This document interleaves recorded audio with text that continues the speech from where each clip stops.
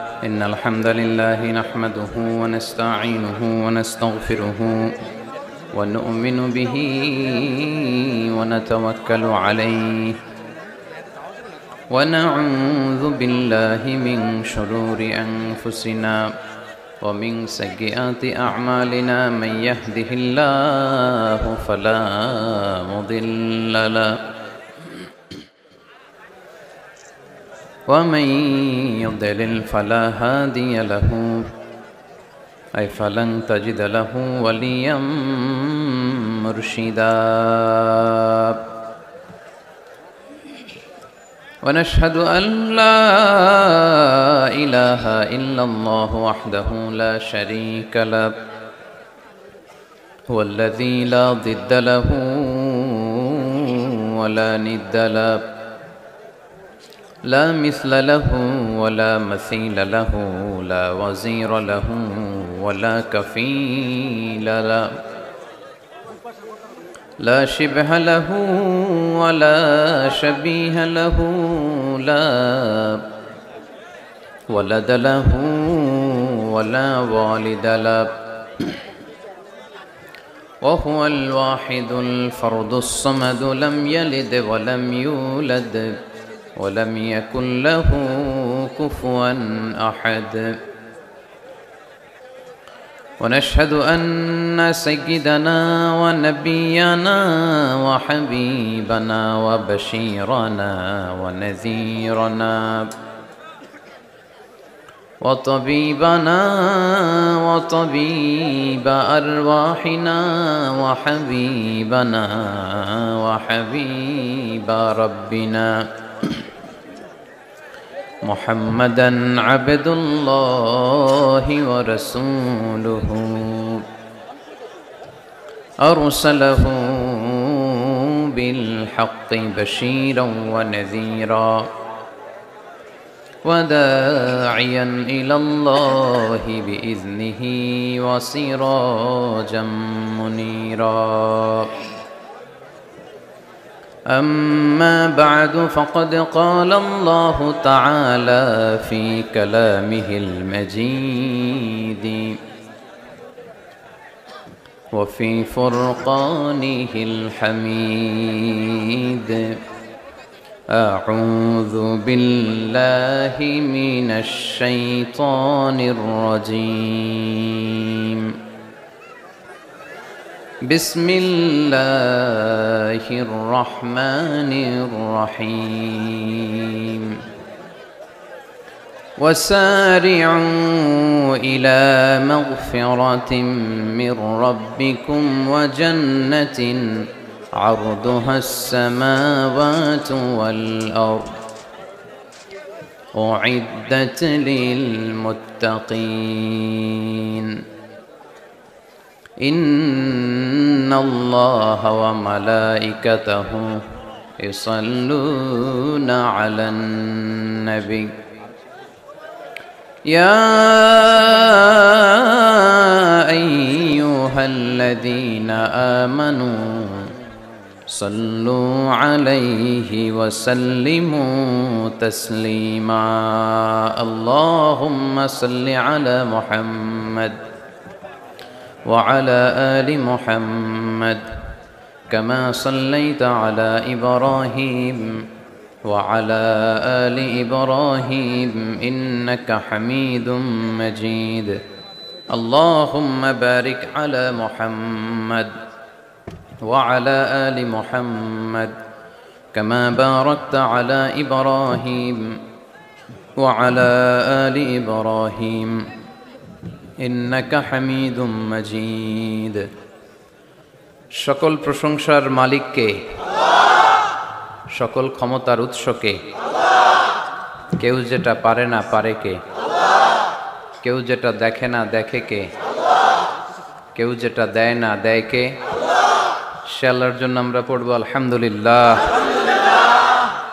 সবাই পড়ে রব্বানা লাকাল হামদ হামদান কাসীরান طيبا مباركا فيه يا ربي لك الحمد كما ينبغي لجلال وجهك وعظيم سلطانك لك الحمد بالإيمان لك الحمد بالإسلام لك الحمد بالقرآن আমরা প্রশংসা করলাম কার? সব সময় প্রশংসা করব কার? খাওয়ার সময়, ঘুমানোর সময়, সব কিছুর সময় প্রশংসা চলবে একজনের। তিনি কে? আল্লাহ তাআলাকে রব হিসেবে পেয়ে আমরা খুশি না বেজার? আল্লাহ রাসূল সাল্লাল্লাহু আলাইহি ওয়াসাল্লামকে নবী হিসেবে পেয়ে আমরা খুশি না বেজার? আল্লাহ রাসূল সাল্লাল্লাহু আলাইহি ওয়াসাল্লামের চেয়ে শ্রেষ্ঠ মানুষ পৃথিবীতে হতে পারে? The most amazing personality in the world, গোটা বিশ্বের সবচাইতে অসাধারণ ব্যক্তিত্ব। তিনি মানুষ ছিলেন, কিন্তু সাধারণ মানুষ নন, অসাধারণ মানুষ। তিনি মানব, যেন তেন মানব নন, তিনি মহামানব। এজন্য তার প্রশংসা শুধু আমরাই করি না, গোটা বিশ্বের সবাই করে, ঠিক কিনা? বিষ্ণু ঈসা ইসলামকে লোকজন সুপারম্যান বলতে বাধ্য হয়েছে, মানে এমন লোক যে মাটি ধরলে এটা সোনা হয়ে যায়। পরশ পাথর ছিল তার হাতে, সুবহানাল্লাহ পড়েন। সে কোন বন্ধু বলো বেশি বিশ্বস্ত, সে কোন বন্ধু বলো বড় বিশ্বস্ত, কার কাছে মন খুলে দেয়া যায়, কার কাছে প্রাণ খুলে দেয়া যায়, হওয়া যায় অতি আশ্বস্ত, তার নাম আহমদ বড় বিশ্বস্ত। সুবহানাল্লাহ পড়েন। সাইয়েদনা ঈসা আলাইহিস সালামকে আল্লাহ পৃথিবীতে পাঠিয়েছেন শুধু এই অ্যানাউন্সমেন্টটা দেওয়ার জন্য যে ইয়াতি মিন বাদি ইসমুহু আহমদ, আমার পরে একজন নবী আসবে যার নাম হবে আহমদ। আহমদ বড় বিশ্বস্ত। এজন্য রাসূল সাল্লাল্লাহু আলাইহি ওয়াসাল্লামকে আমরা নবী হিসেবে পেয়ে খুশি না বেজার? ইসলামকে ধর্ম হিসেবে পেয়ে খুশি না বেজার? কিন্তু অনেকেই আমরা যে মুসলমান এটা নিয়ে খুশি না। তারা সাহসিকতার সাথে ঘোষণা দিতে পারে না যে ইন্নী মিনাল মুসলিমিন। কিন্তু আমাদের ইসলাম নিয়ে গর্ব করা উচিত, কারণ এই ধর্মকে পাঠিয়েছে কে? এটা মন মস্তিষ্ক প্রসূত কোনো ধর্ম নয়, ঠিক কিনা? এটা কি আমাদের বাপ দাদার কথা অনুযায়ী চলে? ইসলাম কি নেতার কথা অনুযায়ী চলে? মসজিদের ইমামের কথা অনুযায়ী চলে? ইসলামের বিধানগুলো সরাসরি নাজিল করেছে কে? সাইয়েদনা ওমর ফারুক বলতেন, নাহনু কওমুন আ'আজ্জানাল্লাহু বিল ইসলাম, আমরা তো এমন জাতি যে জাতিকে আল্লাহ তাআলা ইসলামের দ্বারা সম্মানিত করেছে। আমাদের সম্মান ইসলামে। আমাদের সম্মান কোথায়? ইসলামে। ফাইন ইবতাগাইনাল ইজ্জাতা বিগাইরিহি আযাল্লানাল্লাহ, ইসলাম রেখে দিয়ে অন্য কোথাও যদি আমরা সম্মান তালাশ করি তাহলে আমাদেরকে অপমানিত করে ছাড়বে কে? আল্লাহ। এজন্য আমরা যে মুসলমান এটা বুক ফুলিয়ে বলা যাবে তো? পৃথিবীর সব নবীরা মুসলমান ছিলেন। আল্লাহর দেয়া ধর্মের নাম হচ্ছে ইসলাম, এবং এই ইসলামের বিজয় অবশ্যম্ভাবী। পড়েন সুবহানাল্লাহ। যার প্রমাণ আমরা পত্রপত্রিকা খুললে, ইন্টারনেট ব্রাউজ করলে, BBC news, Al Jazeera news, CNN cable news নেটওয়ার্কের নিউজ পড়লে আমরা জানতে পারি যে গোটা বিশ্বের বিভিন্ন ধর্মাবলম্বী লোকেরা নিজেদের ধর্ম রেখে দিয়ে তারা কালিমা পড়ে মুসলমান হয়ে যাচ্ছে। খুশি লাগে আপনাদের? আপনারা কি জানেন যে আমরা ইবাদত করি মসজিদে, খ্রিস্টানরা ইবাদত করে কোথায়? গির্জায়, তাই না? গির্জাকে ইংরেজিতে কি বলে জানেন? চার্চ বলে। তো ইউরোপে এবং আমেরিকাতে যে গির্জাগুলো আছে, এই গির্জাগুলো তারা বিক্রি করতে শুরু করে দিয়েছে। এর কারণ খ্রিস্টানরা তাদের গির্জাগুলোতে ইবাদত করতে যায় না। আমরা তো নামাজ 3 ওয়াক্ত পড়ি, 2 ওয়াক্ত বা 5 ওয়াক্ত, 7 দিনে তো একবার হাজিরা দিতে যাই, ঠিক কিনা? তো ওদের এমন দশা যে ওদের গির্জাগুলোতে 1 মাসও যায় না, 6 মাসও একবার যায় না। তো এই গির্জা রাইখা লাভ আছে? লাভ নাই। এই গির্জা ওরা বিক্রি করতে শুরু করেছে। আর ওখানকার মুসলিম কমিউনিটির নেতারা এই সুযোগে গির্জাগুলো কম দামে কিনে এটারে মসজিদ বানাইতে শুরু করছে। ইউরোপ আমেরিকাতে আলহামদুলিল্লাহ আপনারা শুনে খুশি হবেন, ওরা ইসলামিক সেন্টার বলে এগুলোরে। কি বলে? Islamic centre.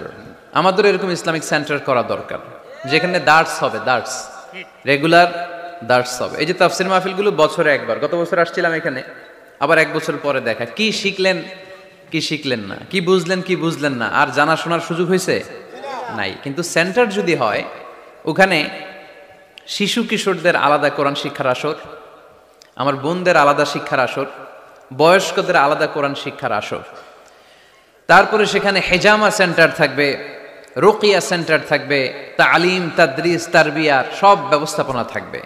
এজন্য সব জায়গায় এরকম সেন্টার থাকার দরকার আছে না নাই?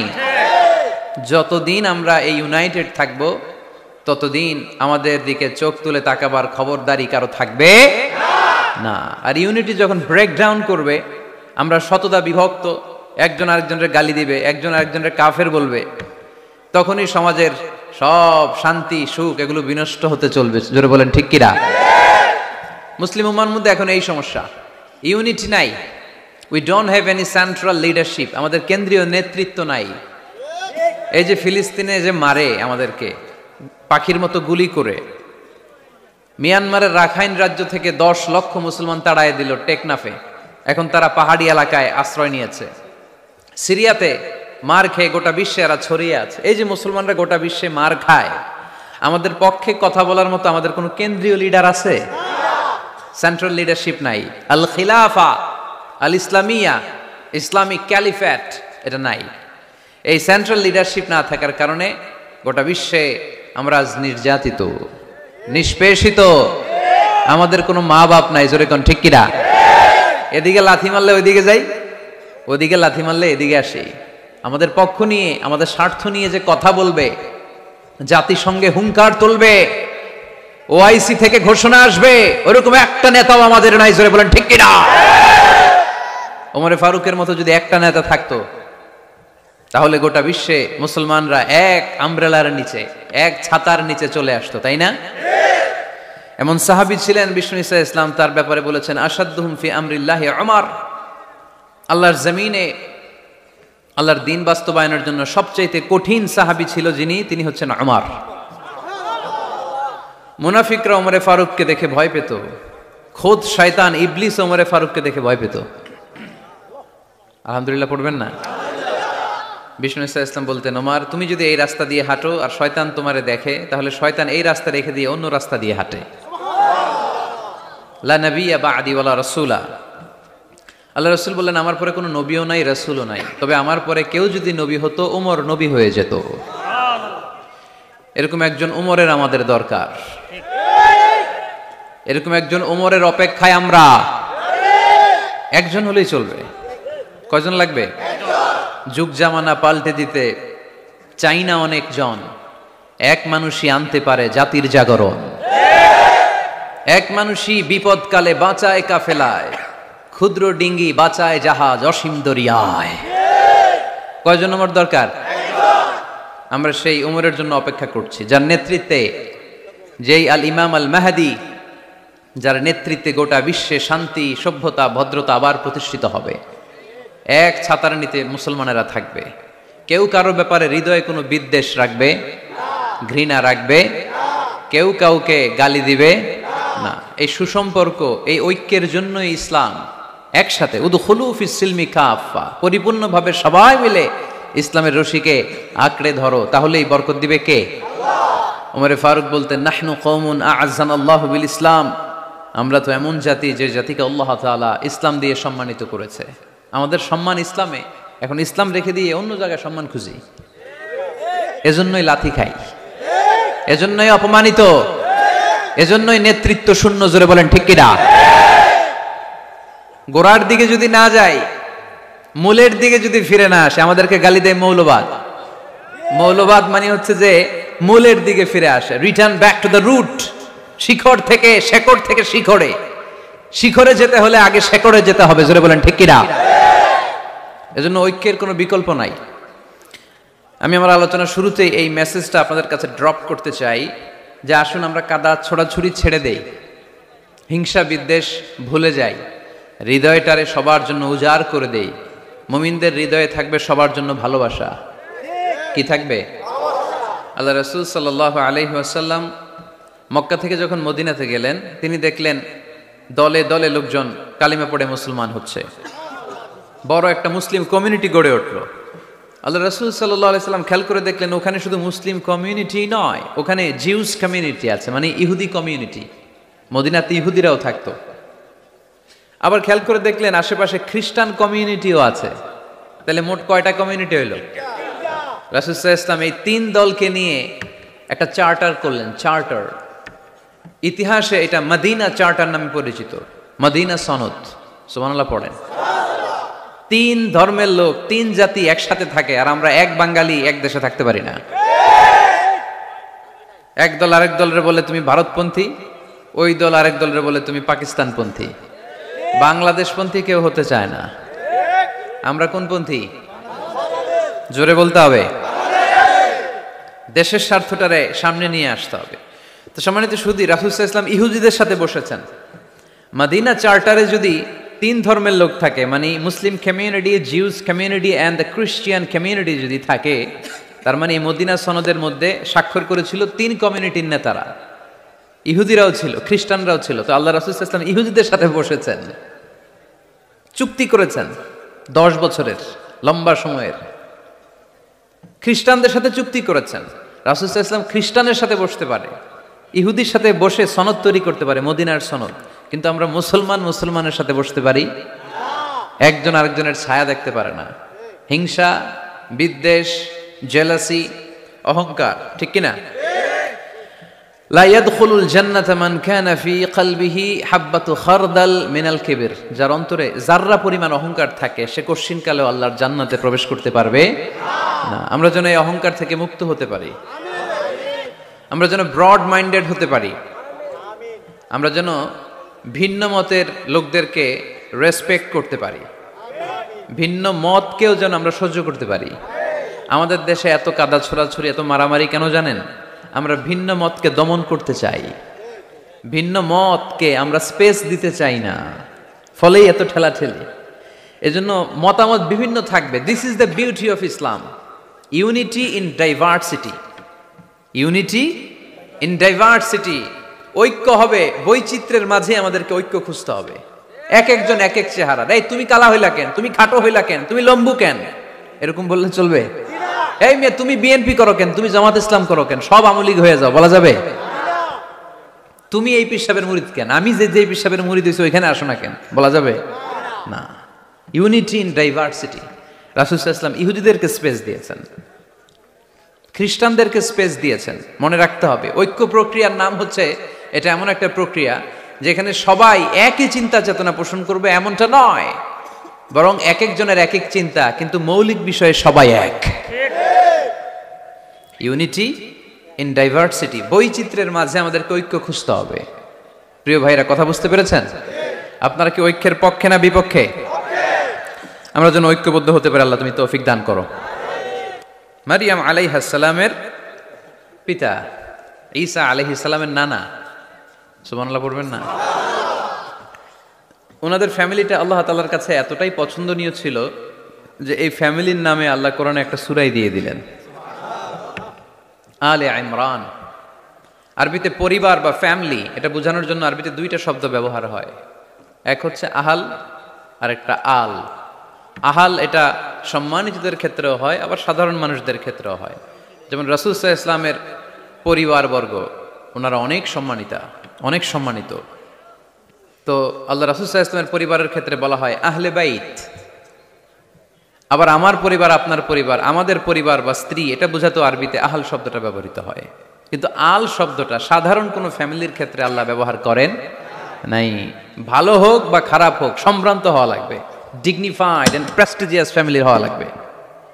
ডিগনিফাইড ফ্যামিলির যদি হয়,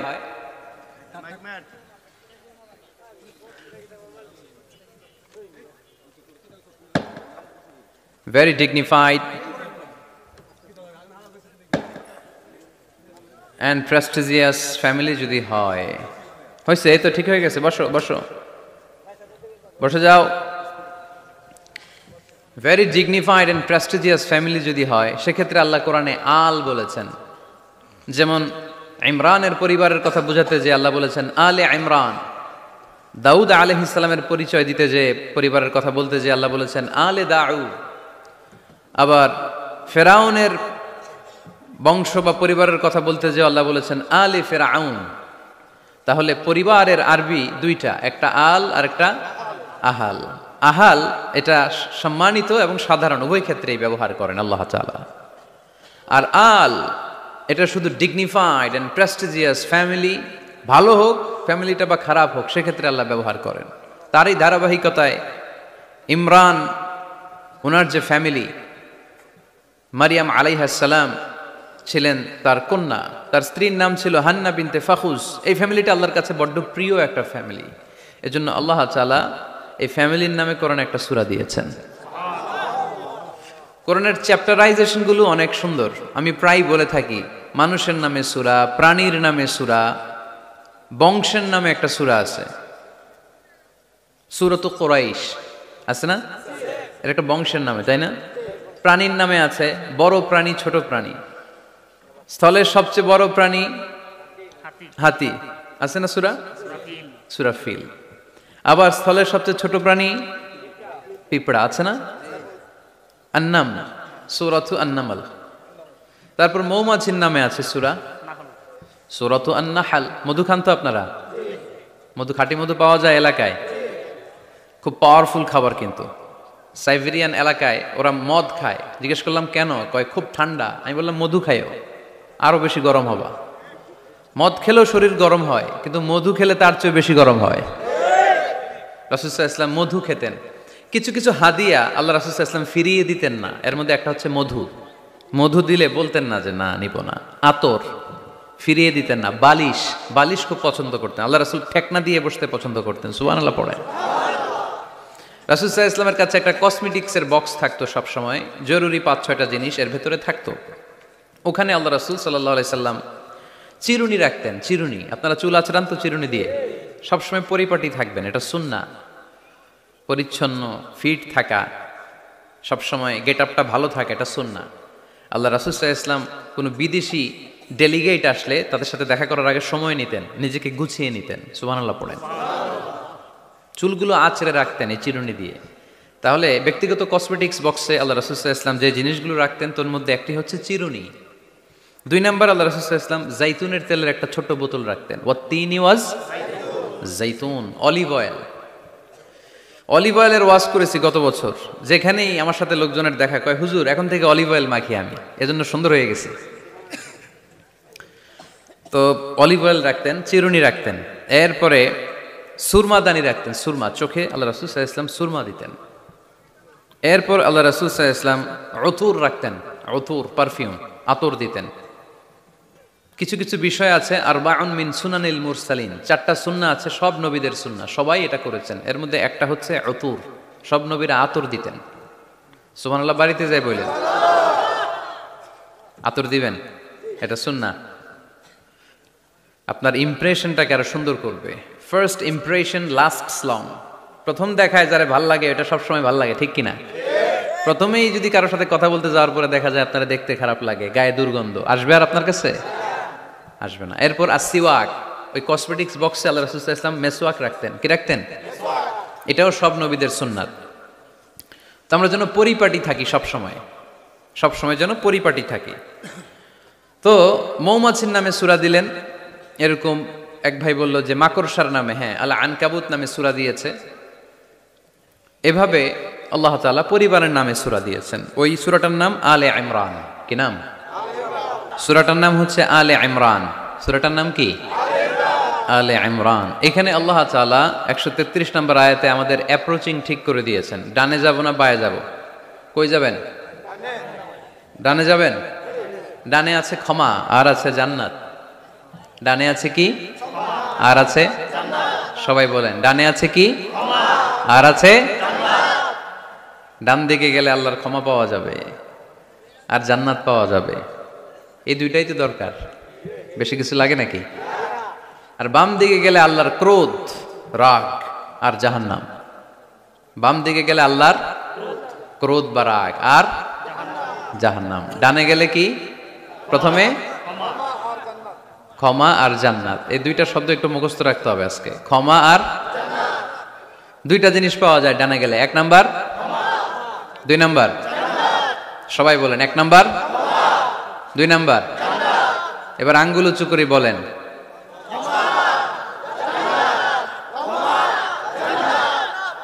মাশাআল্লাহ। তাহলে ডানে গেলে পাওয়া যায় ক্ষমা আর জান্নাত, বায়ে গেলে পাওয়া যায় আল্লাহর ক্রোধ বা রাগ আর জাহান্নাম। Now the decision is yours, সিদ্ধান্ত আপনাদের। Where to go, where to approach and where to proceed, where to move on. কোন দিকে যাবেন? এই কয়েকজনের সিদ্ধান্ত ডানে, বাকিদের আপনাদেরও ডানে। যারা দাঁড়ায় আছেন তাহলে আওয়াজ করে বলতে হবে ছুটবো কোথায়, ডানে না বায়ে? আল্লাহ এটাই বলেছেন, ওয়াসারিউ ইলা মাগফিরাতিন মির রাব্বিকুম ওয়া জান্নাতিন আরদুহাস সামাওয়াতু ওয়াল আরদ। ছোট, সারিউ মানে ছোট। যারা আলেম আছেন তারা জানেন সারিউ মানে কি? ছোট। ধাবিত হও ইলা মাগফিরাতিন মির রাব্বিকুম, তোমার রবের পক্ষ থেকে ক্ষমার দিকে, ওয়া জান্নাতিন আর এমন জান্নাতের দিকে, আরদুহাস সামাওয়াতু ওয়াল আরদ, যে জান্নাতের বিস্তৃতি হচ্ছে আকাশ জমিন বিস্তৃত। পড়েন সুবহানাল্লাহ। তাহলে আল্লাহ ডান দিকে ছুটতে বললেন, ক্ষমার দিকে ছোট, জান্নাতের দিকে ছোট। ক্ষমা লাভের প্রতিযোগিতা করো, জান্নাত লাভের প্রতিযোগিতা করো। কিন্তু আমরা কি ক্ষমা আর জান্নাত লাভের প্রতিযোগিতা করি? আমরা কি ভালো কাজের প্রতিযোগিতা করি? আল্লাহ বললেন ফাস্তাবিকুল খায়রাত, ভালো কাজের জন্য প্রতিযোগিতা করো। আমরাও প্রতিযোগিতা করি খারাপ কাজের, তাই না? দুনিয়া কামানোর প্রতিযোগিতা করি আমরা। কি করে বেশি অর্থ উপার্জন করে যায়, হালাল পন্থায় হোক বা হারাম পন্থায় হোক, টাকা কামানোর প্রতিযোগিতা আসরা নাই? ক্ষমতার দাপট দেখিয়ে লড়াইয়ে টিকে থাকার প্রতিযোগিতা করি আমরা, জোরে কোন ঠিক কিনা? আমরা প্রাসাদ বানানোর প্রতিযোগিতা করি, আমরা বিশ্ব সুন্দরীর প্রতিযোগিতা করি, আমরা প্রতিযোগিতা করি কে হবে মাসুদ রানা। এটাও জানেন আপনারা? কে হবে সৎ মানুষ, কে হবে আদর্শ বাংলাদেশী, এরকম প্রতিযোগিতা আছে। সবাই কি হইতে চায়? মাসুদ রানা। বিশ্ব সুন্দরীর প্রতিযোগিতা, মাসুদ রানার প্রতিযোগিতা, টাকা কামানোর প্রতিযোগিতা, ক্ষমতার লড়াইয়ে টিকে থাকার প্রতিযোগিতা। কিন্তু আল্লাহ বললেন নো, ফাস্তাবিকুল খায়রাত, ভালো কাজের প্রতিযোগিতা করো। আল্লাহ বুঝাতে চাইলেন দুনিয়ার ক্ষণস্থায়ী প্রতিযোগিতায় নেমে সময় নষ্ট করো না, ভালো কাজের প্রতিযোগিতা করো। আর ক্ষমার জান্নাত লাভের জন্য ছোট। এটা এমন জান্নাত যেই জান্নাতটা আকাশ জমিন বিস্তৃত। সুবহানাল্লাহ। ওয়াসারিউ ইলা মাগফিরাতিন মির রাব্বিকুম ওয়া জান্নাতিন আরদুহাস সামাওয়াতু ওয়াল আরদ উইদ্দাত লিল মুত্তাকিন। সুবহানাল্লাহ পড়েন।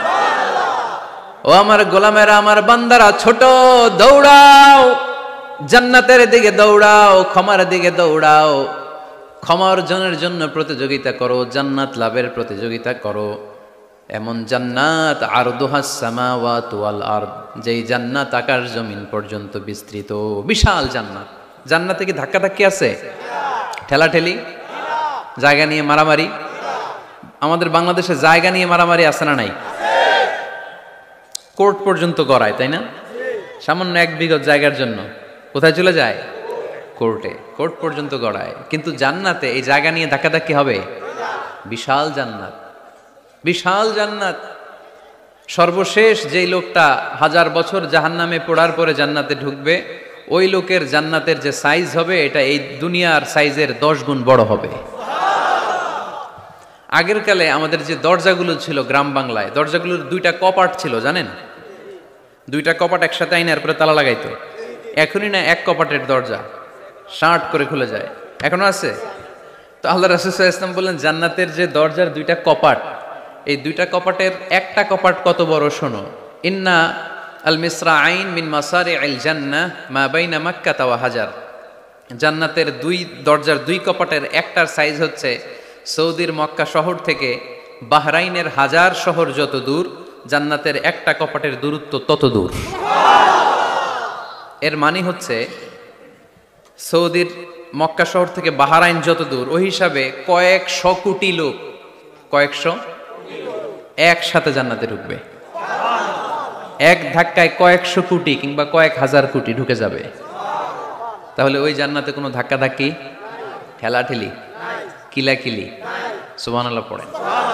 ওয়াসারিউ ইলা মাগফিরাতিন মির রাব্বিকুম ওয়া জান্নাতিন আরদুহাস সামাওয়াতু ওয়াল আরদ উইদ্দাত লিল মুত্তাকিন। আল্লাহ বললেন ক্ষমার দিকে ছোট, আর এমন জান্নাতের দিকে ছোট যেই জান্নাতটা আকাশ জমিন বিস্তৃত। উইদ্দাত লিল মুত্তাকিন, মুত্তাকিনদের জন্য এই জান্নাতকে তৈরি করে রেখেছে কে? আল্লাহ। তার মানে জান্নাত একটা সাম্প্রদায়িক জায়গা। জান্নাত একটা কি জায়গা? যেখানে মুত্তাকিরা ছাড়া কেউ ঢুকতে পারবে নাকি সবাই ঢুকতে পারবে? সবাই ঢুকতে পারবে না, ওখানে শুধু মুত্তাকিনরা ঢুকতে পারবে। উইদ্দাত লিল মুত্তাকিন, এটা মুত্তাকিনদের জন্য আল্লাহ তাআলা তৈরি করে রেখেছে। হাদিসে কুদসিতে আল্লাহ তাআলা বলেছেন, এই উইদ্দাতের এই শব্দের ব্যবহারই করেছেন আ'দাতু লিইবাদিয়াস সলিহিন, আমি আমার নেককার বান্দাদের জন্য এমন জান্নাত বানিয়েছি মা লা আইনুন রাআত, পৃথিবীর কোনো চোখ ওই জান্নাতের সৌন্দর্য দেখে নাই। ওয়ালা উযুনুন সামিআত, পৃথিবীর কোনো কান জান্নাতের কোনো সুন্দর শব্দের আওয়াজ শুনে নাই। ওয়ালা খাতারা আলা কলবি বাশার, মানুষ কল্পনাও করতে পারবে না যে জান্নাত কত সুন্দর। সুবহানাল্লাহ, সুবহানাল্লাহ আর আসতে পড়েন। আল্লাহ বললেন উইদ্দাত লিল মুত্তাকিন, আমি আমার মুত্তাকিন বান্দাদের জন্য তৈরি করেছি। মুত্তাকিরা ছাড়া কেউ জান্নাতে প্রবেশ করতে পারবে নাকি? পারবে না। এখন মুত্তাকি কারা, তাদের বর্ণনা আল্লাহ সামনে দিবেন, শুনবেন আপনারা? আচ্ছা, এটা হচ্ছে কোরআনের একটা বর্ণনা ভঙ্গি। কোরআনের মধ্যে অনেক বেশি কোহেরেন্স আছে, সিকোয়েন্সটা অনেক সুন্দর। যখনই আল্লাহ বলবেন কাফিরিন, কাফের কারা, তার বর্ণনা দিবেন।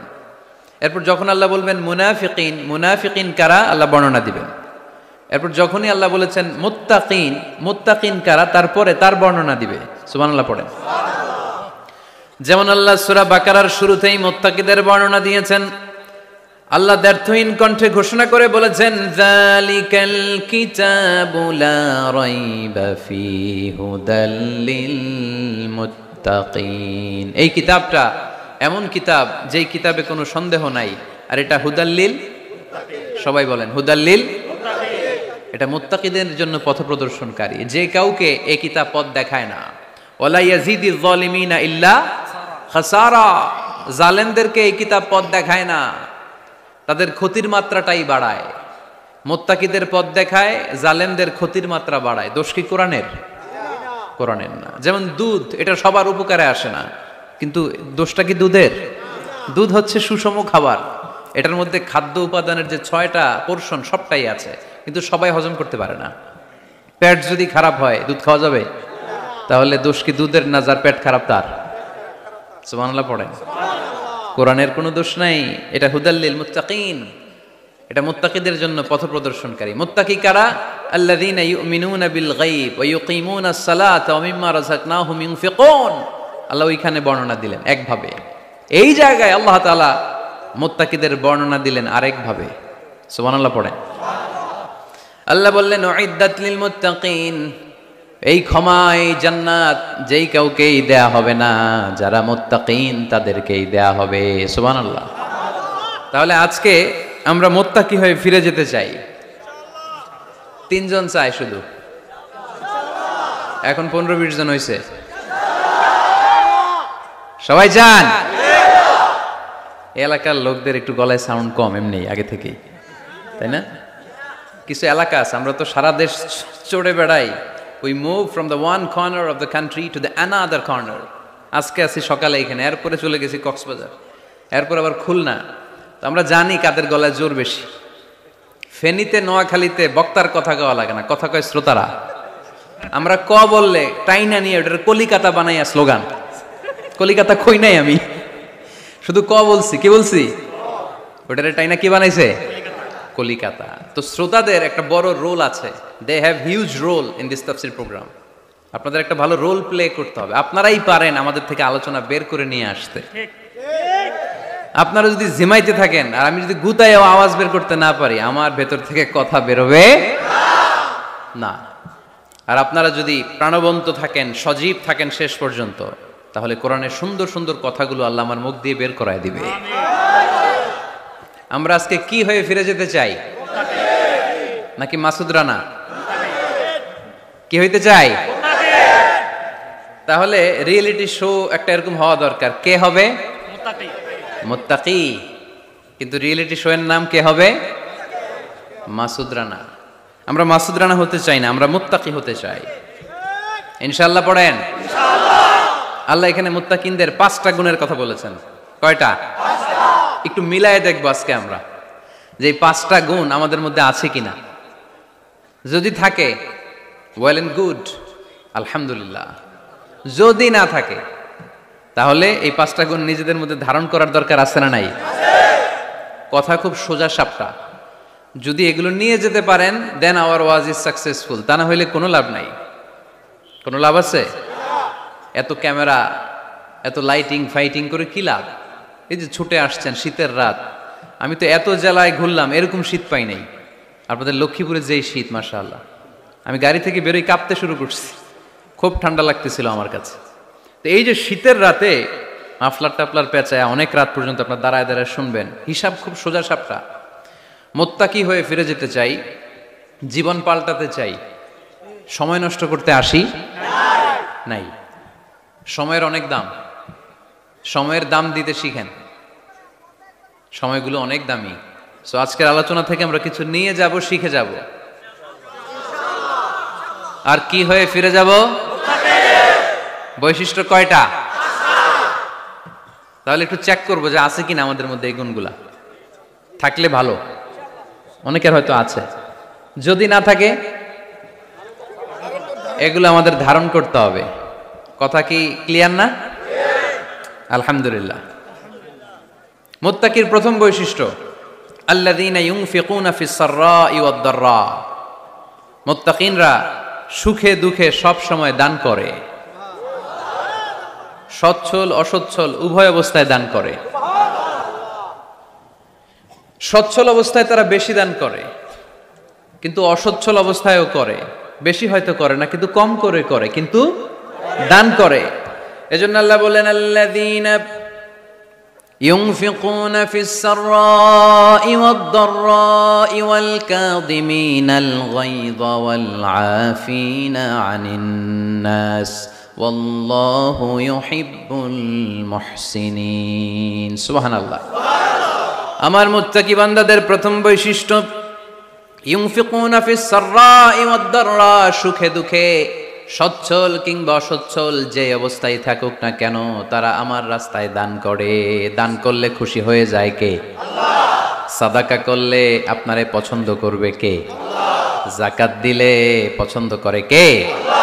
দে যাকাত, দে যাকাত তোরা দে রে যাকাত, দে যাকাত, দে যাকাত তোরা দে রে যাকাত। তোর দিল খুলবে পরে আগে খুলুক হাত, দে যাকাত, দে যাকাত তোরা দে রে যাকাত। পড়েন আমিন। দিল পরে খুলবে, আগে হাত খুলতে হবে। উপরের হাত নিচের হাতের চাইতে সেরা। যে ব্যক্তি নেয় তারে আল্লাহ পছন্দ করে না, যে ব্যক্তি দেয় তারে ভালোবাসে কে? আল্লাহ। আল্লাযীনা ইউনফিকুনা ফিস সাররাই ওয়াদ দাররা। আমার মুত্তাকি বান্দারা সুখে দুঃখে সচ্ছল অসচ্ছল উভয় অবস্থায় আমার রাস্তায় দান করে। তার মানে মুত্তাকি যদি নিজেকে মুত্তাকি হিসেবে এস্টাবলিশ করতে চান, দান করার ধারাবাহিকতাটা অব্যাহত রাখতে হবে, থামানো যাবে না। একটা সময় ভালো যাচ্ছে আমার, বেশি করে দিচ্ছি, আবার সময় খারাপ যাচ্ছে, কম করে দিব, কিন্তু দিব।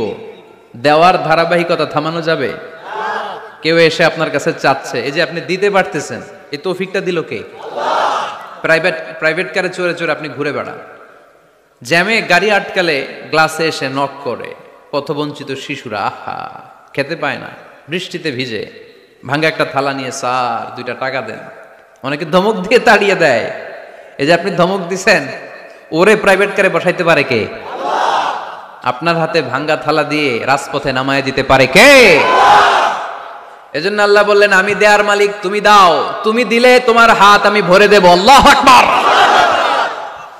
মদিনার জমিনে সবচাইতে গরীব সাহাবীর নাম ছিল সাইয়েদনা বেলাল আল হাবাশী রাদিয়াল্লাহু তাআলা আনহু।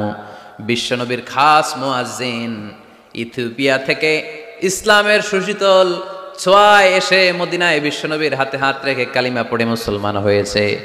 দেখতে ছিল কুচকুচে কালো, কিন্তু হৃদয়টা ছিল সাদা। মদিনার সবচাইতে গরীব সাহাবী। লজ্জাস্থান ঢাকার মতো একটা লুঙ্গি ছিল, এছাড়া আর কিছু ছিল না। শুধু আমাদের লজ্জাস্থান ঢাকার মতো একটা লুঙ্গি আছে, আর কিছু নাই। এরকম কে কে আছেন? হাত তোলেন। কেউ নাই। তার মানে আল্লাহ আমাদের অনেক দিয়েছে, ঠিক কিনা? মদিনার সবচেয়ে গরীব সাহাবীর নাম বেলাল রাদিয়াল্লাহু তাআলা আনহু। লজ্জাস্থানটা ঢাকার কাপড় ছাড়া তার কিছু ছিল না। ওই বেলাল রাদিয়াল্লাহু তাআলা আনহুকে ডেকে বিশ্বনবী বললেন, আনফিক ইয়া বেলাল, ও বেলাল তুমিও আল্লাহর রাস্তায় দান করো। আনফিক ইয়া বেলাল লা তাখশা মিন যিল আরশি ইকলালা, ও বেলাল আল্লাহর ধনভাণ্ডারে কমতি নাই, তুমি দান করো, তোমারও বাড়ায়া দিবে কে? যে বেলাল রাদিয়াল্লাহু তাআলা আনহু লুঙ্গিটা পরা ছাড়া আর কোনো সম্পত্তি ছিল না, এই লুঙ্গিটাই সম্পদ, আর কিচ্ছু নেই। ওই বেলালকে বিশ্বনবী বলেছেন, দান করো বেলাল, কিপটামি করো না। যে রবের সন্তুষ্টির জন্য তুমি দান করবা, ওই রবের কোনো কমতি নাই, ঘাটতি নাই। গোটা বিশ্বের সবার সব ডিমান্ড পূরণ করে দিল, যার যত চাহিদা সব দিয়ে দিল, আমার আল্লাহর ধনভাণ্ডারের 1 ইঞ্চিও কমবে না। এজন্য মুত্তাকিদের প্রথম বৈশিষ্ট্য, আল্লাযীনা ইউনফিকুনা ফিস সাররাই ওয়াদ দাররাই ওয়াল কাযিমিনাল গায়যা ওয়াল আফিনা আনিন নাস ওয়াল্লাহু ইউহিব্বুল মুহসিনিন। মুত্তাকিনদের প্রথম বৈশিষ্ট্য, সুখে দুঃখে সব সময় দান করে একজনের খুশির জন্য। তিনি কে? দান করলে যে আল্লাহ বাড়ায় দেয়, বিশ্বাস হয়? বিশ্বাস হয়? বাড়িয়ে দিবে আল্লাহ। মাসালুল্লাযীনা ইউনফিকুনা ফি সাবিলিল্লাহি কামাসালি হাব্বাহ أنبتت 7 سنابل في كل سنبلة 100 حبة والله يضاعف لمن يشاء والله واسع عليم। সুবহানাল্লাহ পড়ে। আল্লাহর রাস্তায় দানের দৃষ্টান্ত চারা গাছের মতো। যেই চারা গাছ রোপণ করে দিলে সেখান থেকে শীষ গজায় 7টা। ওই 7টা শীষ থেকে, প্রতিটা শীষ থেকে হয় শত শস্য দানা, মানে 700। আপনি 1 টাকা দান করলে আল্লাহ 7 গুণ, 100 গুণ থেকে 700 গুণ বাড়ায় দিবে। আল্লাহর প্রাচুর্যতার কোনো কমতি নাই, আল্লাহর ভান্ডারে কোনো ঘাটতি নাই, আছে? এজন্য দিতে হবে। কি করতে হবে? দিলে নতুন করে আসে, না দিলে আসে না। বিশ্বাস হয়? অনেকে বিশ্বাস করে না। আল্লাহ বলেন, আনফিক ইয়া আদম উনফিক আলাইক, এই বনি আদম দাও, দিলে আমিও দেব। অনেকে আমরা ধরে রাখি দেখে নতুন কিছু আসে না। আপনার হাতে 5 কেজির একটা বস্তা, তো এটা ধরে রাখলে আরেকটা নিতে পারবেন? এটা ফালাই দিলে না 10 কেজি ধরতে পারবেন? কথা কয় না? 5 কেজির এটা দিয়ে দেন, 20 কেজি আসবে। 20 কেজির এটা দিয়ে দেন, 40 কেজি আসবে। আর 5 কেজি ধরে রাখলে নতুন কিছু আসবে। আনফিক ইয়া ইবনা আদম উনফিক আলাইক, হে বনি আদম দান করো, তুমি দিলে আমি তোমারে দিব। সুবহানাল্লাহ পড়েন। তবে এই দানটা গোপনে হলে ভালো। প্রকাশ্যে দান করলেও আল্লাহ কবুল করে, কিন্তু গোপনে করলে বেশি খুশি হয় কে? গোপন দান, আল্লাহ তাআলার রাগ আর ক্রোধ যদি আপনার উপর থেকে থাকে, গোপন দান আল্লাহর ক্রোধ আর রাগকে কমিয়ে দেয়। গোপন দান করলে আল্লাহ খুশি হয়ে যায়। আল্লাহর যদি কোনো রাগ, গোসা, ক্রোধ থাকে আপনার উপর, এটা কমে যাবে। 7 শ্রেণীর ব্যক্তিকে আল্লাহ তাআলা আরশের নিচে ছায়া দিবেন কিয়ামতের দিন, যেদিন সে ছায়া ছাড়া আর কোনো ছায়া থাকবে না। এর মধ্যে 1 শ্রেণীর ব্যক্তি, রজুলুন তাসাদ্দাকা বিসাদাকা ফাআখফাহা হাত্তা লা তা'লামু শিমালুহু মা তুনফিকু ইয়ামিনুহু। 1 শ্রেণীর ব্যক্তি, 7 শ্রেণীর মধ্যে 1 শ্রেণীর ব্যক্তি যারা আরশের নিচে ছায়া পাবে, যে ব্যক্তি গোপনে দান করে। কত গোপনে? ডান হাত কি দিছে, বাম হাত টের পায় নাই। তার মানে অনেক গোপনে দান করেছে। এই গোপনে দান করলে খুশি হয় কে? আল্লাকা সিররুন ইনদাল্লাহ বাইনাকা আনতা ওয়া বাইনাল্লাহ আল্লাকা সাদাকাতুন তাখফা لا يعلمها إلا الله هل لك سر عند الله بينك أنت وبين الله هل لك صدقات تخفى لا يعلمها إلا الله سبحان الله পড়ে هل لك سر عند الله তোমার আর তোমার রবের মাঝে গোপন কোনো ডিলিংস আছে কি যেটা তুমি আর তোমার রব শুধু জানো তোমার জীবনে এমন গোপন দান আছে নাকি যেটা আল্লাহ ছাড়া কেউ দেখেনি ওই দানগুলোরে পছন্দ করে কে আল্লাহ যারা দুনিয়ার বুকে সচ্ছল এবং অসচ্ছল অবস্থায় দান করে কিয়ামতের দিন আমলনামা দেখে তারা অবাক হয়ে যাবে বলবে আল্লাহ এত ভালো কাজ আমি দুনিয়ায় করি নাই হয়তো এটা আমার আমলনামা নয় ফেরেশতারা ভুল করে অন্যের আমলনামা আমাকে দিয়ে দিয়েছে আল্লাহ বলবেন না আমার ফেরেশতারা ভুল করে না ফেরেশতারা ভুল করে নাকি তোমার আমলনামাই তোমার হাতে পৌঁছেছে দানকারী বলবে আল্লাহ এত ভালো কাজ আমি করি নাই কি করে এত আমলের পাহাড় আল্লাহ বলবে ওই যে আমার খুশির জন্য আমার ভালোবাসায় দুনিয়ার বুকে যে তুমি দান করেছো ওই দানের সওয়াবটাকে পাহাড় পরিমাণ বড় করে আমি আল্লাহ নিজ দায়িত্বে তোর আমলনামায় ঢুকিয়ে দিয়েছি